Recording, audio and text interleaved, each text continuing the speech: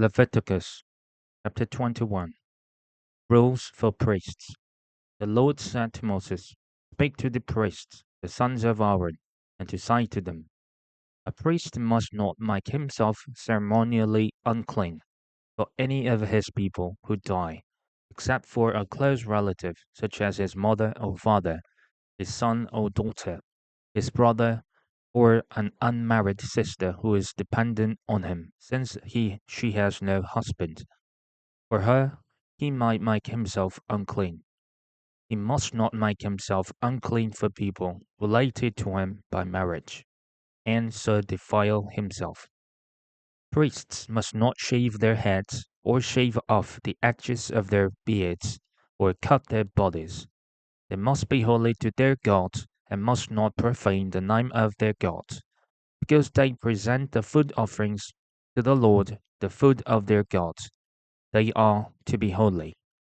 They must not marry women defiled by prostitution or divorced from their husbands, because priests are holy to their gods.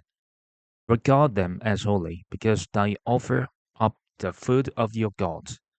Consider them holy, because I, the Lord, am holy, I who make you holy. If a priest's daughter defiles herself by becoming a prostitute, she disgraces her father. She must be burned in the fire. The high priest, the one among his brothers who has had the anointing oil poured on his head, and who has been ordained to wear the priestly garments, must not let his hair become unkempt or tear his clothes. He must not enter a place where there is a dead body. He must not make himself unclean, even for his father or mother, nor leave the sanctuary of his God or desecrate it, because he has been dedicated by the anointing oil of his God. I am the Lord. The woman he marries must be a virgin. He must not marry a widow, a divorced woman, or a woman defiled by prostitution, but only a virgin from his own people, so that he will not defile his offspring among his people. I am the Lord, who makes him holy. The Lord said to Moses, say to Aaron, for the generations to come, none of your descendants who has a defect might come near to offer the food of his gods. No man who has any defect might come near. No man who is blind or lame, disfigured or deformed. No man with a crippled foot or hand, or who is a hunchback or a dwarf, or who has any eye defect, or who has festering or running sores, or damaged ta- testicles. No descendant of Aaron the priest who has any defect is to come near to present the food offerings to the Lord. He has a defect. He must not come near to offer the food of his God. He may eat the most holy food of his God as well as the holy food. Yet, because of his defect, he must not go near the curtain or approach the altar, and so desecrate my sanctuary. I am the Lord, who makes them holy. So Moses told this to Aaron and his sons and to all the Israelites. Leviticus chapter 22. The Lord said to Moses, tell Aaron and his sons to treat with respect the sacred offerings the Israelites consecrate to me, so they will not profane my holy name. I am the Lord. Say to them, for the generations to come, if any of your descendants is ceremonially unclean, and yet comes near the sacred offerings that the Israelites consecrate to the Lord, that person must be cut off from my presence. I am the Lord. If a descendant of Aaron has a defiling skin disease or a bodily discharge, he might not eat the sacred offerings until he is cleansed. He will also be unclean if he touches something defiled by a corpse, or by anyone who has an emission of semen, or if he touches any crawling thing that makes him unclean, or any person who makes him unclean, whatever the uncleanness may be. The one who touches any such thing will be unclean till evening. He must not eat any of the sacred offerings unless he has bathed himself with water. When the sun goes down, he will be clean, and after that he might eat the sacred offerings, but they are his food. He must not eat anything found dead or torn by wild animals, and so become unclean through it. I am the Lord. The priests are to perform my service in such a way that they do not become guilty and die for treating it with contempt. I am the Lord who makes them holy. No one outside a priest's family may eat the sacred offering, nor may the guest of a priest or his hired worker eat it. But if a priest buys a slave with money, or if slaves are born in his household, they may eat his food. If a priest's daughter marries anyone other than a priest, she may not eat any of the sacred contributions. But if a priest's daughter becomes a widow or is divorced, yet has no children, and she returns to live in her father's household as in her youth, she may eat her father's food. No unauthorized person, however, may eat it. Anyone who eats a sacred offering by mistake must make restitution to the priest for the offering and add a fifth of the value to it.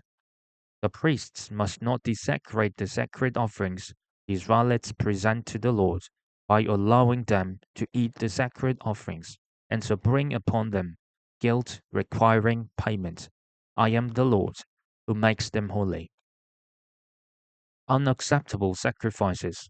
The Lord said to Moses, speak to Aaron and his sons and to all the Israelites, and say to them, if any of you, whether an Israelite or a foreigner residing in Israel, presents a gift or a burnt offering to the Lord, either to fulfill a vow or as a free will offering, you must present a male without defect from the cattle, sheep, or goats, in order that it might be accepted on your behalf. Do not bring anything with a defect, because it will not be accepted on your behalf. When anyone brings from the herd or flock a fellowship offering to the Lord to fulfill a special vow or as a freewill offering, it must be without defect or blemish to be acceptable. Do not offer to the Lord the blind, the injured, or the maimed, or anything with warts, or festering, or running sores. Do not place any of these on the altar as a food offering presented to the Lord.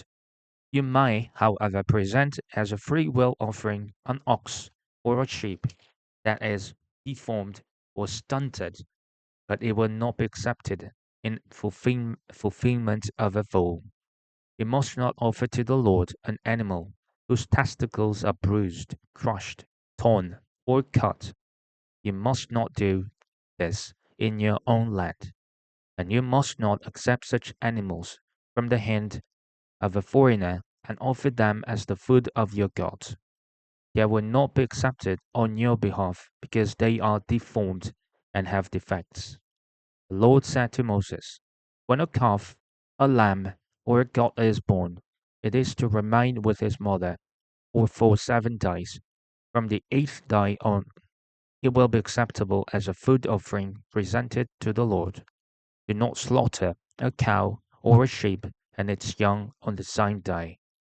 When you sacrifice a thank offering to the Lord, sacrifice it in such a way that it will be accepted on your behalf. It must be eaten that same day. Leave none of it till morning. I am the Lord.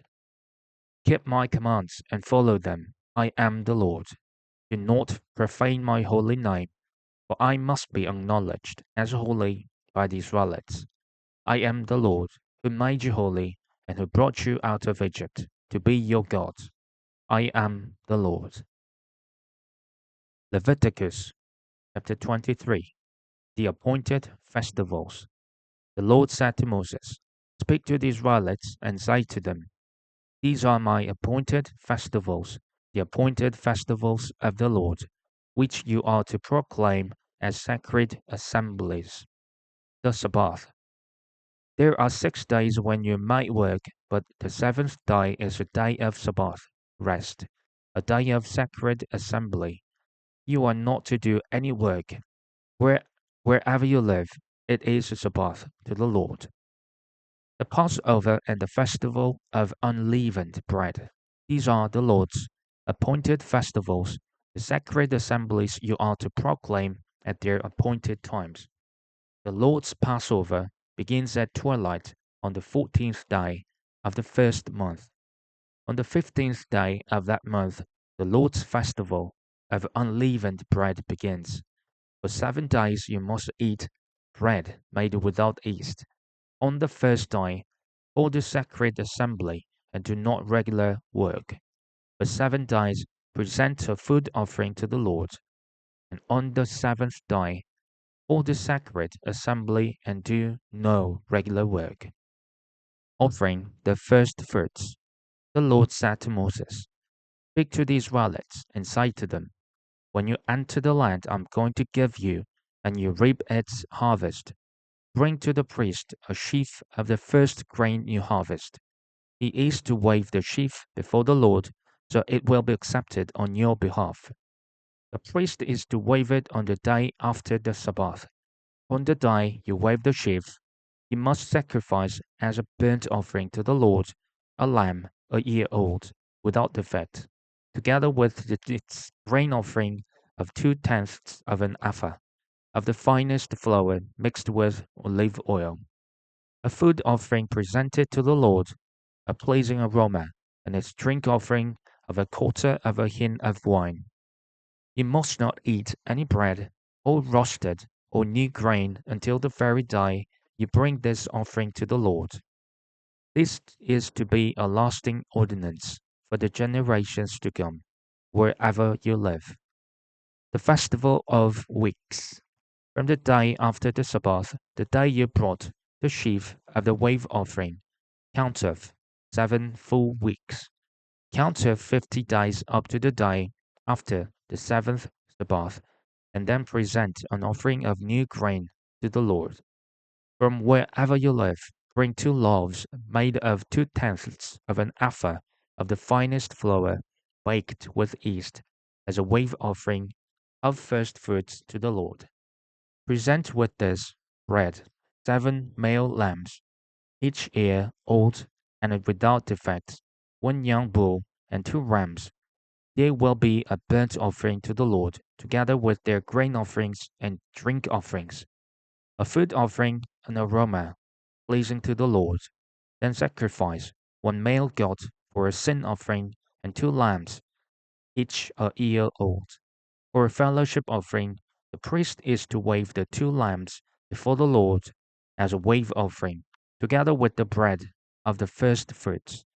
They are a sacred offering to the Lord for the priest. On that same day, you are to proclaim a sacred assembly and do no regular work. This is to be a lasting ordinance for the generations to come, wherever you live. When you reap the harvest of your land, do not reap to the very edges of your field, or gather the gleanings of your harvest. Leave them for the poor and for the foreigner residing among you. I am the Lord your God. The festival of trumpets. The Lord said to Moses, say to the Israelites, on the first day of the seventh month, you are to have a day of Sabbath rest, a sacred assembly commemorated with trumpet blasts. Do no regular work, but present a food offering to the Lord.